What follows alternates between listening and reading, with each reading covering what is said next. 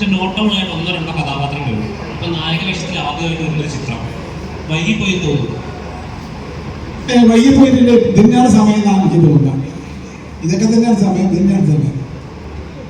ലൈഫിലെ നല്ലൊരു പ്രായം മുഴുവൻ ചെറിയ കഥാപാത്രങ്ങളിൽ നിന്നും ഈ ഒരു പ്രായത്തിൽ നായകനായിട്ട് വരുമ്പോഴുണ്ടാകുന്നത് അങ്ങനെ ചെറുതായി ചെയ്തത് കൊണ്ടാണ് എനിക്കിപ്പോൾ നായക വേഷം ചെയ്യാൻ പറ്റിയതെന്നാണ്.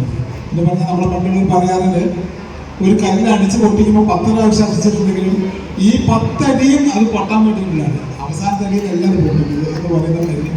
ഇത്രയും ചെറിയ ചില വേഷങ്ങൾ ചെയ്തുകൊണ്ടാണ് പിന്നെ എനിക്ക് ആ വേഷം തരാൻ എന്തായാലും അത് ചെയ്ത് പ്രതിഫലിക്കാൻ പറ്റിയതെന്ന് എനിക്ക് തോന്നുന്നു. ചെറിയ സിനിമ, ആ ചെറിയ സിനിമയെ പ്രോത്സാഹിപ്പിക്കാൻ എത്തിക്കുന്ന വലിയ ഒരു മാധ്യമക്കൂട്ടം, ഒരുപാട് സന്തോഷം. കാര്യം നിങ്ങളിലൂടെയാണ് നാളെ പ്രേക്ഷകരിലേക്ക് ഈ സിനിമ എത്തുന്നത്. കാര്യം ഒരു കുഞ്ഞു സിനിമയാണ്, ഒരുപാട് കഷ്ടപ്പെട്ട് ഒരു സിനിമ എടുത്ത ഒരു കൂട്ടം ചെറുപ്പക്കാർ, അവരുടെ സ്വപ്നമാണ് ഈ സിനിമ. കാര്യം ഈ സിനിമയുടെ കഥ അഭിജിത്ത് പറയുന്നത് ഭയങ്കരമായിട്ട് ഇഷ്ടപ്പെട്ടു. ഒരു നല്ല ക്യാരക്ടറാണ് എനിക്ക് തോന്നുന്നത്. ഈ സിനിമ അഭിനയിക്കുന്ന എനിക്ക് ഭയങ്കര ടെൻഷനായിരുന്നു. കാര്യം ഈ സിനിമയിൽ എനിക്ക് 16 ദിവസമോ 13 ദിവസമോ ഷൂട്ട് ഉണ്ടായിരുന്നു.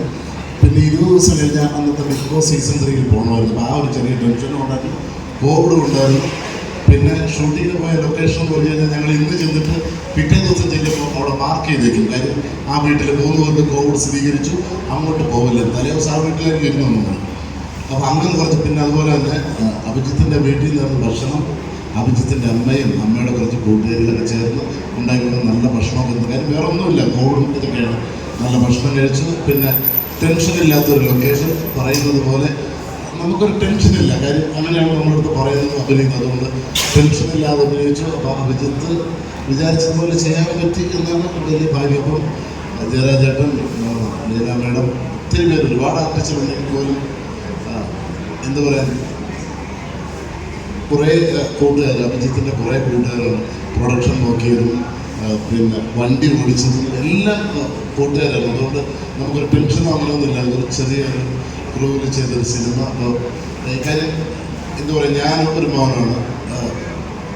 ഞാനൊരു 15 വയസ്സിൽ ഒരു സ്റ്റേജ് പ്രോഗ്രാമായിട്ട് ഇറങ്ങിയാണ്. അപ്പോൾ അന്നൊക്കെ മെമ്പറിയൊക്കെ ഇഷ്ടംപോലെ കളിക്കുന്ന സമയം, ഒരു സീസണിൽ 100-300 പരിപാടികൾ കഴിയുമ്പം എൻ്റെ വീട്ടിൽ എൻ്റെ അമ്മയും അപ്പനും ധരിച്ചത്. അപ്പോൾ വീട്ടിൽ വല്ലപ്പോഴൊക്കെ പോകുന്നുള്ളൂ, ഒളിച്ചിരിക്കുന്ന എല്ലാ പരിപാടിയൊക്കെ ആയിട്ട് പോകുന്നത്. കാര്യം അപ്പോൾ എൻ്റെ അമ്മയപ്പനും ഭയങ്കര സുഹൃത്തുക്കളും ഭയങ്കര കൂട്ടാണ്.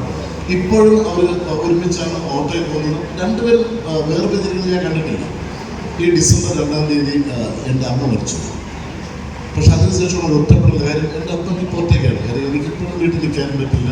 അപ്പോൾ ഈ ഒറ്റയ്ക്കുള്ള ഫീലിങ്സ് എനിക്ക് എൻ്റെ അപ്പൻ്റെ മുഖത്തുനിന്ന് കിട്ടിയിട്ടുണ്ട്. അതുപോലെയാണ് എനിക്ക് ജയരാജേട്ടൻ്റെ ക്യാരക്ടർ. ജയരാജേട്ടൻ്റെ കൂടെ എപ്പോഴും നിൽക്കുന്ന ഒരു ക്യാരക്ടറാണ് ഈ സിനിമയിൽ. എനിക്കത് ഭയങ്കരമായിട്ട് ഫീൽ ചെയ്യും. എപ്പോഴും എനിക്ക് എൻ്റെ അപ്പനെ കാണുമ്പോൾ ജയരാജേട്ടൻ്റെ ഓർമ്മ, നിങ്ങളുടെ സിനിമ കാണുമ്പോൾ എന്തെങ്കിലും എൻ്റെ അപ്പൻ്റെ ഫോട്ടോയാണോ മനസ്സിലാവും. ഈ ഭയങ്കരമായിട്ട് ഫീൽ ചെയ്യും. അപ്പോൾ ഈ ഒറ്റപ്പെടലിൻ്റെ വേദന നമുക്ക് ഭയങ്കരമായിട്ട് ഫീൽ ചെയ്യും. അത് വീണ്ടും ഒരു കൂട്ടാകുമ്പോൾ അതായത് കൂടുതൽ നമുക്ക് സന്തോഷം തരും. അങ്ങനെയൊക്കെ കുറേ ഇമോഷണലായിട്ട് പോകുന്ന കുറേ സംഭവമാണ്. അപ്പം മാക്സിമം നിങ്ങൾ സപ്പോർട്ട് ചെയ്യുക. അപ്പം ഇത് കാണുന്ന പ്രേക്ഷകർ മാക്സിമം തിയേറ്ററിൽ പോയി ഈ കുഞ്ഞ് സിനിമ കണ്ട് വിജയിപ്പിക്കണമെന്ന് താഴ്മയായിട്ട് നിങ്ങൾ അപേക്ഷിക്കുകയാണ്. നിങ്ങളുടെ പ്രാർത്ഥനയും സപ്പോർട്ടും ഒക്കെ ഞങ്ങൾ കൊണ്ടുപോകും.